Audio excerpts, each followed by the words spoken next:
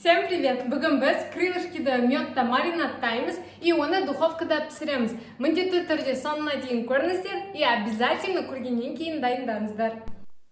Ол үшін мен дейтін курицамды алдын ала жуып алдым.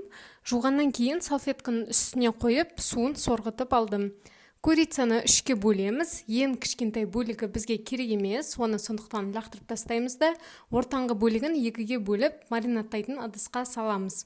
Енді маринадқа не қосамыз? Обязательно мед қосамыз, сосын тек қана тұз бен бұрышты дәміне қарай қосыңыздар. Дәмін оны араласқан кезде білуге болады. Мед араластырған кезде барлық курицаға кәдімгідей жағылып шығу керек. Осы араластырып жатқан кезде дәмін қарасаңыздар болады.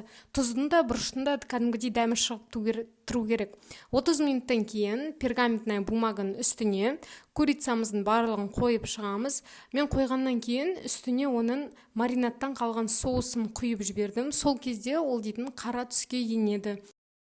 Та-да-да-дам! Біздікі уже дайын, біз дәмін уже көрдік.